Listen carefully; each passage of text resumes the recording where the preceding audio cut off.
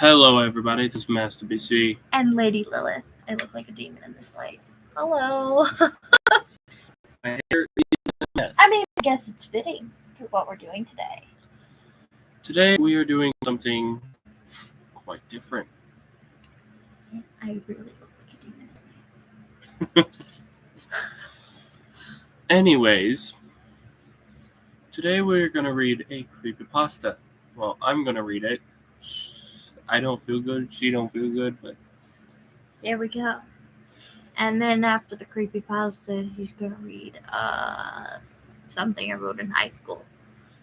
That's the creepypasta. Oh, that is the creepypasta. Yes. Okay, well.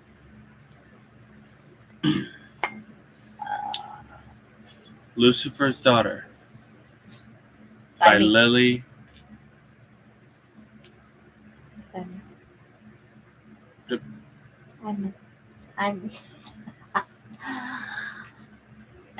Okay, restart. On a dark, stormy Hallows Eve in 1986 is when I was born. My name is Karina Black. And growing up, strange things seemed to happen wherever I went. The people in the village believed me to be a witch. So when I was 12 years of age, my mother sent me to become a nun at the local church. I walked into church that day and was greeted by the smiling faces of other nuns. "Dear child, what is your name?" said a dark, tall-haired nun. Tall, dark-haired nun. "Karina, but you can call me Clementine." "Oh, well then come along, we must get you outfitted. My name is Mother Judith. Tell me, Clementine, why do you not like to be called Karina? It's such a pretty name." "It is the meaning of my name that I do not like." "Oh well, it means..." Mother Judith paused. "Oh, I see now. Come on then." I followed Mother Judith to a wardrobe adorned with midnight and cream nun outfits. Mother Judith pulled out a small, tattered outfit. "This should fit you." "But I thought I was becoming a nun." "You will. But first you must pass the tests." I gazed at the ground, wondering what sort of church had tests to become a nun. After all, no ordinary church I knew said you must pass tests to become a nun. But perhaps this was not any ordinary church. I had become so lost in my own thoughts, I had not realized Mother Judith had stopped and ran right into another nun. "I'm humbly sorry. I was lost in my thoughts and did not see you." I looked up to see a pale, confused nun staring right at me. "The dark one is here." The nun looked back at the painting, and I realized that it was a picture of the archangel Lucifer holding hands with my mother. He was holding something in his arms. I squinted to see, and then it dawned on me that I was the one being held by Lucifer. The next day I was introduced to the rest of the nuns, including the one who was staring at the painting. Her name is Sister Mary. The nun said she had started acting strange the day before I had arrived. "Sister Clementine, my name is Father Brown. He paused as if he was thinking what to say. You may be wondering about the test. Well, yes, I am. Listen carefully, Clementine. I'm sure by now you've seen the painting of Lucifer in the hall. I nodded. Good. Well, a week before you came, a nun started acting very peculiar. Peculiar how? She would wander the halls around the witching hour, and ever so soft often stop in front of Lucifer's painting. She would say things like, "The Dark One is coming," and then one day she killed herself in front of that horrid painting. I do not see how that has anything to do with the tests. Well, that's just it, Clementine. We are trying to discover who the Dark One is, so we can perform a series of 5 tests upon each new arrival. Your first test begins at sunrise tomorrow. The rest of the day was strange. It all started at lunch when Sister Mary started acting very peculiar. "Leave, you horrid girl!" she screamed to the ceiling. But I knew it was directed at me because everyone turned to me. "Leave or suffer the wrath of God, you demon spawn!" I'm not going to lie, she is starting to anger me. "Karina Black, leave now!" She looked right at me, but her mouth never moved. I turned around to see who had spoken, only to hear a male voice. "No, stay you must. Pass the tests, dear daughter." Sister Clementine, how about we leave Sister Mary alone for a moment? Mother Judith was holding on to my arm, but I wasn't going to let a nun insult me. "Come on, sister. We must not seek revenge." "No," I hissed. "No one insults me and gets away with it." I stormed off to my room. That night, I dreamt that I was walking towards Sister Mary's room. When I walked in, I saw her sleeping. "Wake up!" I hissed, and she did. Then she sat down in a chair. Perfect, I thought. Then, with a flick of my wrist, she was thrusted up in the air. One of the other nuns walked into the room, and I was afraid she'd see me. However, she never noticed me. "She's in my room!" Sister Mary screamed. "Sister, there is no one in here but us. The demon spawn is in my room." I felt my rage boil over. I let my rage take control as I made Sister Mary fall with a loud crash. I watched as the blood soaked the floor and then just walked away. I was awoken with a loud tapping upon my door. "Sister, wake up!" The voice of the nun from my dream. I walked to the door and opened it so ever slowly. Standing there with a tear-soaked face, she said, "Follow me, please." I had a bad feeling about where we were headed, and I should have listened to it, because within a few minutes we were standing in front of the cedar door of Sister Mary's room. As we opened the door, a strong metallic odor wafted towards us. Laying in a pool of blood on the floor was the corpse of Sister Mary. I held a look of shock on my face, but not because she was dead. It was because I had killed her. I slowly backed out of the room, and once I was out of view, I ran. Tears blurred my vision, so I ran blindly through the church. "You're a monster!" my mother would scream.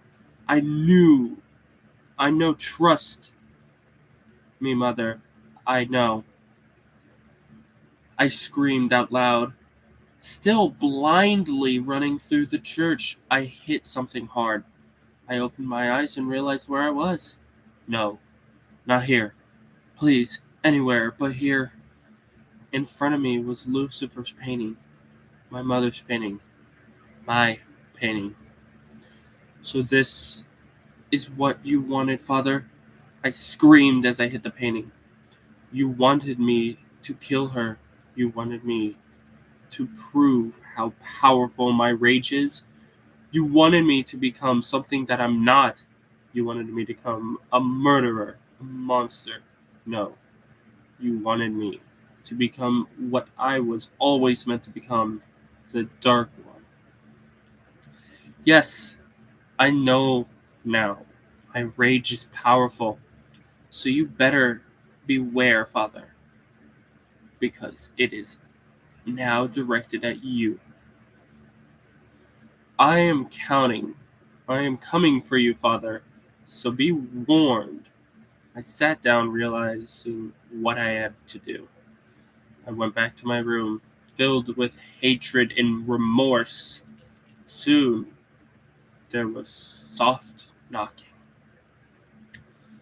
It's time, Father Brown said, for well, the tests. I totally forgot. Come in. There's something you need to know. And what might that be? Then I went into vivid details about what happened tonight, and I told him who my father is, my mother, and what or who I am. I already know you are who you are, Dark One. I flinched at that name. You are the darkness in everyone, the queen of the night, and my daughter. Father Brown said with a smirk. Wait, so you're saying that my mother sent me to the local church, which is directed by a priest who is also Lucifer? On top of that, Lucifer is my father? Yes, my dear child. Do not call me that. Nor that. Then what do you want me to call you? Clementine. Clementine, I know that you are mad at me for coaxing you to kill Mary, but she is not dead. I saw her die. Well, I'm not dead. I turned around to see the dark hair, pale skin nun alive. Listen, Clementine, don't you ever touch me. Just listen. None of this was real. It was just a trick to make you accept what you really are. This is your new home, the Church of Darkness.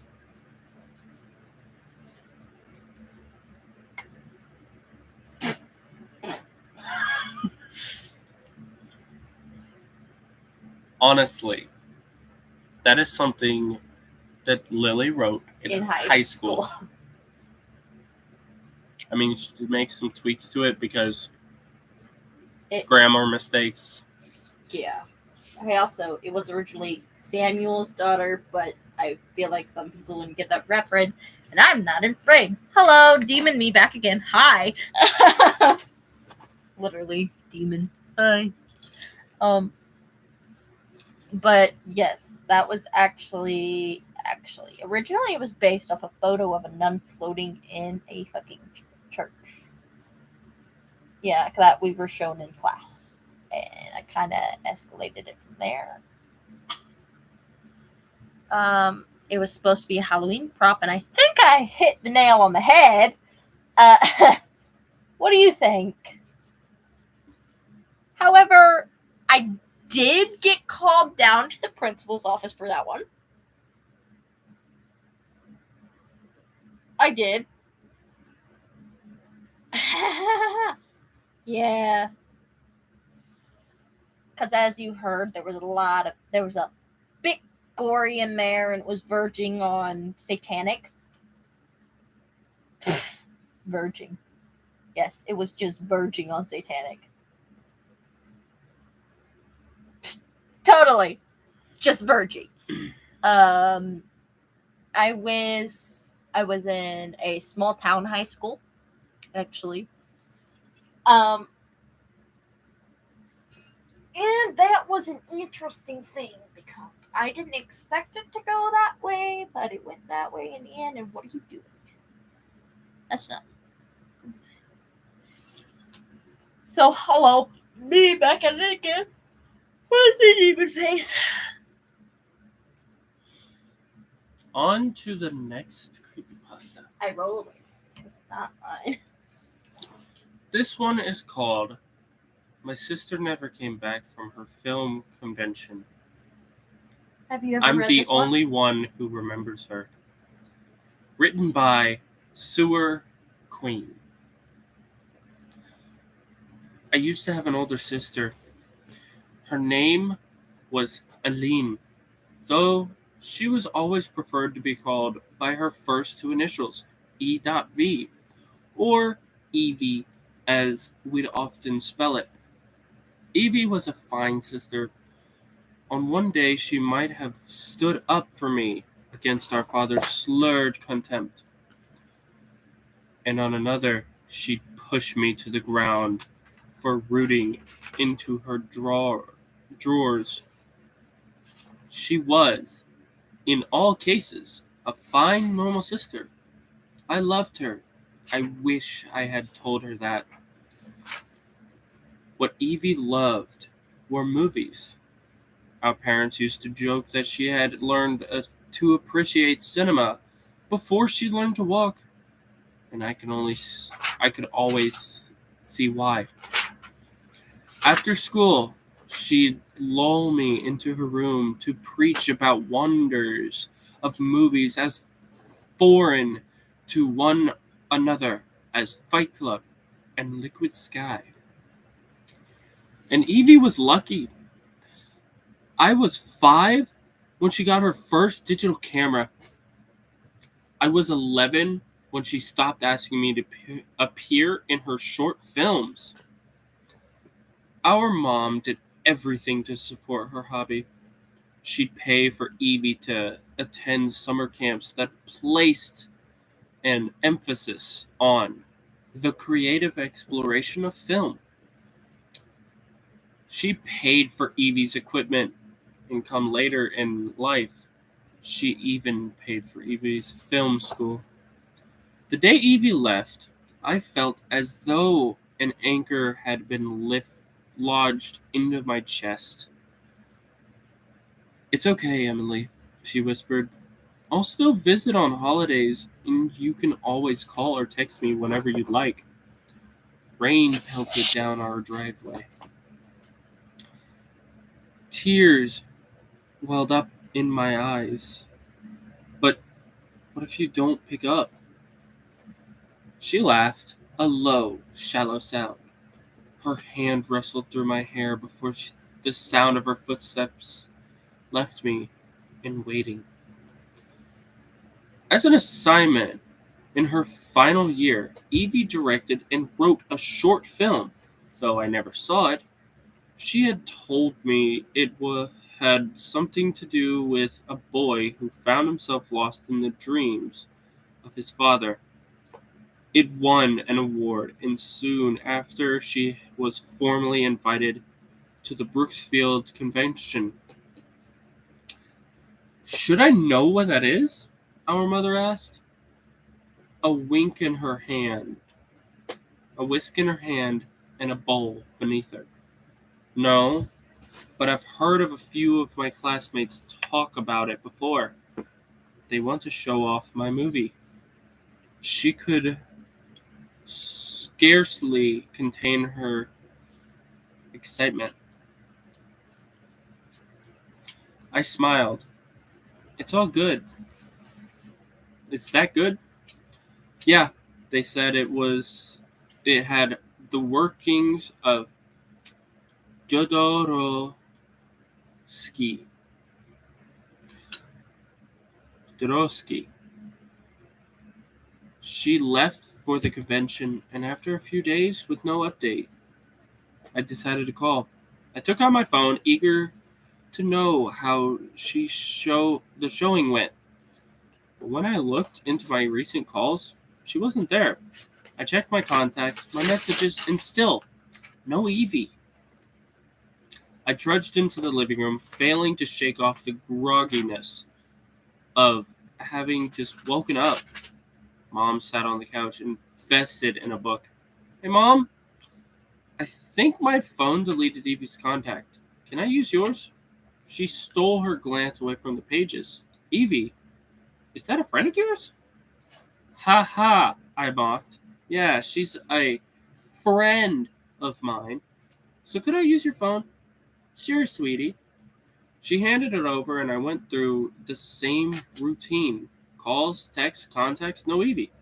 Mom, is this some kind of joke? She sighed, pushing her book back down. What joke? He rose through my chest. Evie, Mom, where's her number? I don't know her, she yelled, before starting to chuckle. Emily, you sure you didn't just dream this? I rolled my eyes and stomped into the kitchen. Whatever joke she was trying to pull wasn't funny. I took out my phone again, this time checking my photos. I searched for the image of us at the local fair, for the one of her after she got her wisdom teeth removed, for any of the ones of us and Mom. Nothing, nothing, nothing. My heart started to race. I ran into the living room and sped through the lines of photos framed on the wall. Almost all were of me, my mom, and other farther family members. I turned to the couch, almost screaming, Mom, I'm not kidding around. What did you do with Evie's stuff? She glared at me, her brows furrowed. Listen, Emily, I don't know what you're talking about. Please, just play your little game somewhere else. I ran upstairs to what should have been Evie's old room. Before, it had contained remnants of hers from before she had moved out. Some old posters, a stripped bed, a few books strewn about. Now, it was empty. Spare a single treadmill and a few boxes of old clothes. I started feeling sick. For the rest of the day, I ran around the house, searching every corner, ignoring the complaints of my mom. By 2 days, she started to truly worry. Emily, I don't understand what you're doing. By now, I had explained to her who I thought Evie was, an older sister, a devout fan of cinema, someone who crashed her first car a few days after getting it. You never had a sister. I had you when I was 26. You're an only child. Your father isn't in the picture anymore. No. I took a deep breath, slowed myself. No. You had your first child at 22. Her name was Aline. We called her Emily, or Evie. As the weeks passed, her worry for me grew into panic. She called my father and argued with him in the kitchen about what to do with me as I sat on the top steps of the stairs, listening in, waiting for them to mention her, waiting for them to reveal it had all been a joke, that Evie was waiting outside, waiting at her school, that she had been in the closet all along. Their reveal never came. Instead, they sent me away for treatment. For months, I refused to entertain the idea of the non-existence of Evie. The psychiatrist tried diagnosing me with a number of disorders. They assumed some manner of post-traumatic stress, one I wouldn't confess to. But there was nothing to admit. Nothing happened to make me create any falsehood. I lived a boring life. I had only dated a few boys. Got C's and B's in all my classes. Eventually, I had to heal. I told them Evie was an old imaginary friend, that someone hurt me, and it made me want to bring her back. They nodded, wrote in their charge, kept me inside for another month, and cut me loose. At home, I stopped mentioning Evie. I stopped mentioning much of anything. I kept my head down, finished school, and graduated with no honors.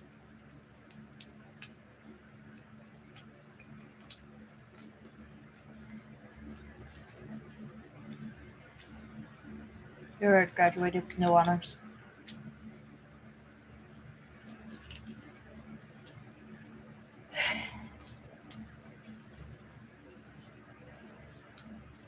Hello, it's your friendly demon. We're having technical difficulties. There was no party with friends waiting for me, nor university acceptances piling into the mail. I got a gray, mentoring job sorting online orders in the back of a grocery store. I leased a townhouse with a few deadbeats decades older than me. And while they enacted whatever shady plans they had, I studied. I searched everything I could about Brooksfield Convention and found next to nothing. As far as I could tell, it had never existed. So where did Emily go? Or where did Evie go? I emailed her old film school about the convention and was returned only with their questions. We've yet to hear about such a convention, but are none the less interested. How do we submit films to? I shut my laptop off. With the years that gone by, my mind wandered. When I wasn't convinced she was dead or locked away somewhere. Worse, I started to wonder, was there ever an Evie? Did I really make her up? If so, how could I have so many memories of her? How could I have a scar on my elbow from the time I fell off her bike? Questions contorted in the crevices of my mind struck me while I slept and hid in the shadows of every room. I sorted my orders, earned my paychecks, lost hope. Even my roommates, usually wrapped up in their own gruggy lives, started to scorn me. They resented me for all the simple things I refused to do. The pointless chores and moves I found less and less meaningful. It was given the ultimatum: step up or get evicted. Afterward, I shut the door behind them. I'm too tired to slam it. I lowered myself to the porch step, tucked my knees and up into my shoulders, and heaved. All the years of feeling, of pushing and pulling inside of me spilled out. Tears burned my cheeks. The world, the world blurred, and then I spotted it. A yellow envelope hidden by the doorframe, weighed down by a rock. I pulled it out and saw it was for me. It felt like a DVD was inside. On the cover, there was no return address. Hand delivered? It didn't know. I didn't know people still did that. I tore it open, grabbed the DVD that fell out, and began to read the note inside. Hello, Emily Park. We're proud to have heard about your interest in the Brookfields convention. Sadly, we no longer participate in public showings due to certain controversies. But fret not, you're in luck. We found your last name on file, and we are beyond glad to share with you a copy of your sister's work. We found her to be an amazing artist, and hope you do too. Thank you, Emily. Sincerely, the Brooksfield Convention. I rattled a shot rag. A rattling shot rag rang through my intestines. thought I might faint for perhaps the first time in my life. An instant headache took hold as a writhing sickness spiraled the walls of my stomach. I looked to the DVD in my hand. Evie's work. Evie! I drove out, purchased a DVD player, and raced back home. By the time I arrived, my roommates were out on their nightly prowls. Good for me. I plugged the machine in, inserted the DVD, and pressed play. What I saw confused me. It was just white. A snow white screen. I waited for something to happen. My hands curled under my thighs. I started to notice a rippling in the corners of the screen, as if the whiteness itself were growing. A faint vibration. I found myself getting lost in the movement of the corners till a ruddy spot in the center caught my eye. It was just a speck, a color. Soon the speck grew till I could recognize the figure. It was Evie, so far away. She was hardly more than a blur. I almost yelled her name till I remembered what it was I was watching. A film. Something she likely made in school. But no, that couldn't be right. Nothing about this was right. Evie's hair was much longer, reaching past her waist, almost teasing the empty ground beneath. She was far skinnier than I had ever seen her. It seemed a gust of wind could blow her over. Her skin was sullen, the shade of a flickering fluorescent light. The visit the visage of her grew in size, hurling closer and closer till she appeared mere feet away. Her eyes stared out, dark rings stuck below. Her clothes, or what was left of her clothes, were stained and ragged patches of her sickly skin poking through the crevices. I hurled, but only phlegm rose in the outlet of my throat. I could feel myself wanting to cry, though I had already exhausted that reaction. I thought I would be happy to find just one image of her again in my life, but this wasn't right. With a shaking hand, I turned the TV off. It was her. Actually her. Not a movie she made years ago. No, it couldn't have been. Couldn't have been. I tried to, and failed to sleep. The next day, I called in sick. I sat in front of the TV, debating whether or not I should play it again. But before I can consider it further, my finger already pressed the button. There she was again, Evie. She sat on the ground of her blank prison, staring once more to nothing. The corners of the screen had stopped rippling, now replaced with the stillness I found even more unnerving. This time I decided an experiment with the film. I pushed the fast forward button. No reaction. Reverse? No reaction. I pressed pause and it stopped. Evie stopped. The rhythmic movement of her shoulders froze. I pressed play. She jolted. I jumped. Her head jerked from side to side, frantically looking or searching around. I paused again. Her face was now frozen in the fear she showed a second before. Shoulders bared, eyes wide to the endlessness. Play, she screamed. It was the first sound I had heard her make in years. I almost wanted to hear it again, but no. I set the remote aside. I need to consider all of this. Evie was real. She was here. I knew now for certain this wasn't some project. This was a Kidnapping. It had to be.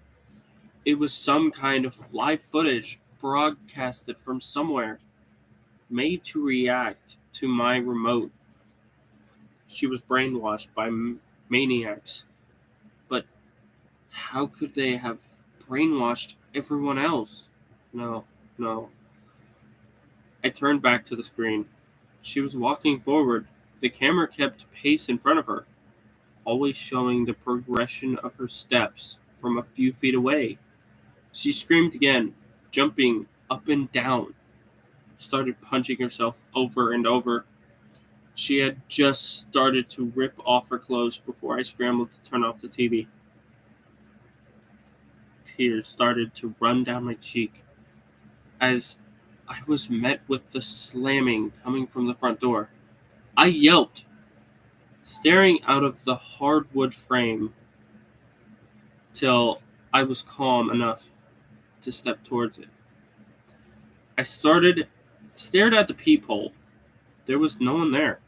I opened the door and saw yet another envelope lodged below a rock. I yanked it inside, ran to the bathroom, and locked the door. Hello again, Emily Park. We see you've started viewing your sister's work. Brilliant, right? It had been a long time since her stories had a chance of pace, so we figured we'd give her a little heads up about you. Watch the film again, and you'll see a new Aline. Promise. Thank you for your patronage, Emily. With love, the Brookfield Convention. I typed 911 into my phone, neglecting to press call. If something happened out there, I could press the button in a hurry. It took all the courage I had in me to unlock the door and walk back out. I entered the living room, sat back down on the carpet, and turned on the TV. Evie stood staring straight through me. I moved around, hoping her eyes would follow, but they stayed, rooted in their docile place. On her shirt was now a little sign, held on by a string around her neck. It read, Pause me. Numbness consumed me. I pressed pause. She froze. I resumed. She smiled, a toothy grin. She started to shake as though she were crying, but no tears protruded out of her sunken eyes. Emily, she asked. Yes, yes, it's me, I screamed. Emily, can you hear me? Yes, yes, Evie, I'm right here. I won't leave you again. Emily, I'm sorry I left. I'm so sorry. You have to pause. You're gonna ha- have to pause the movie. It'll be like a yes or no game, okay? Two quick pauses for yes. One quick pause for no. I paused. Resumed, paused, resumed. She laughed. Yes, yes, you've got it. I'm so happy. I've been in here for so long.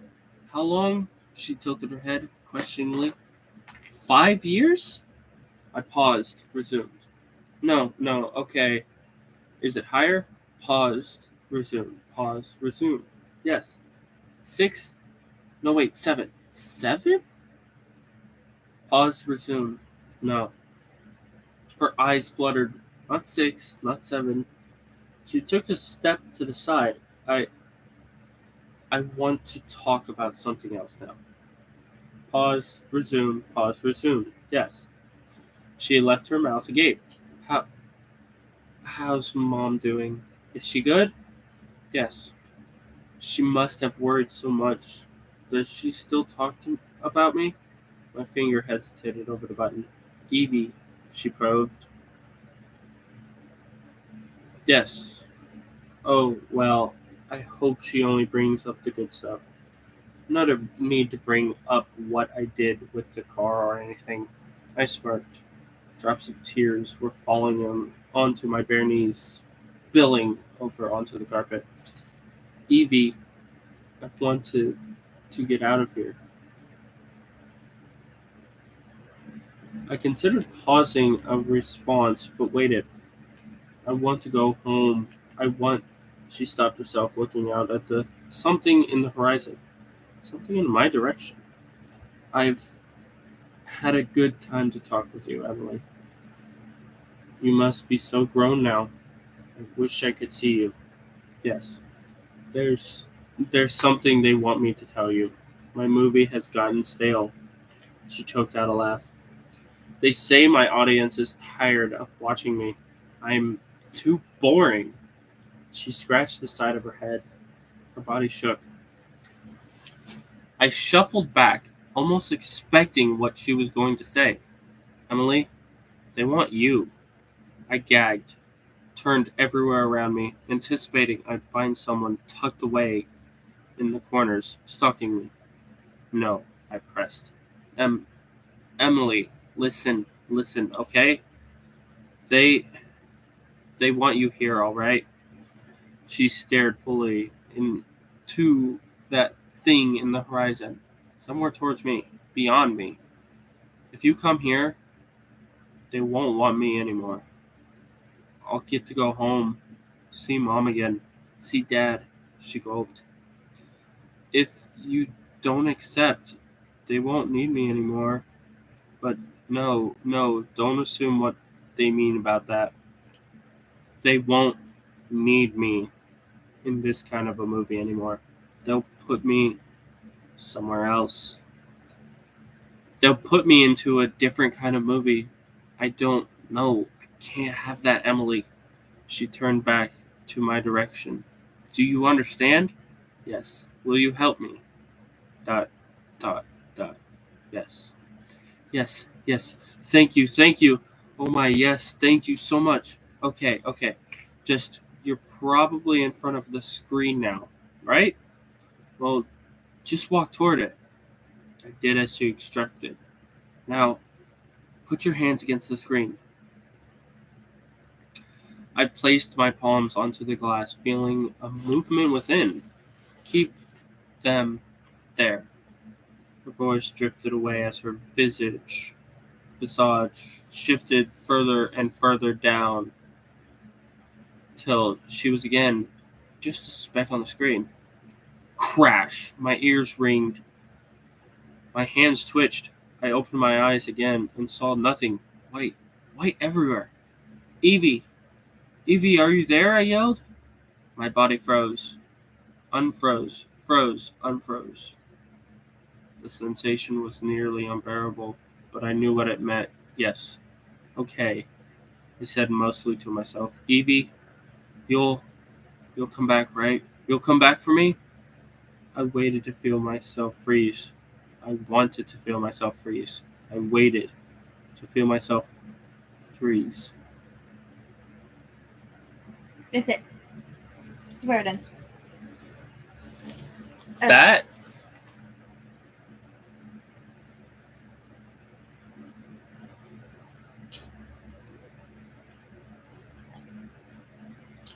That was honestly intense.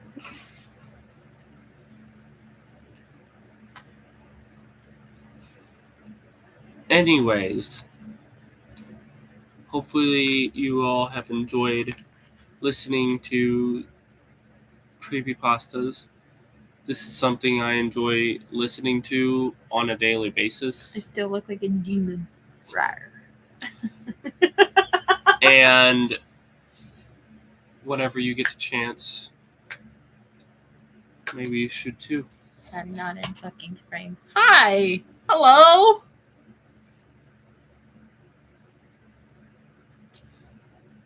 Anyways, hopefully you all have a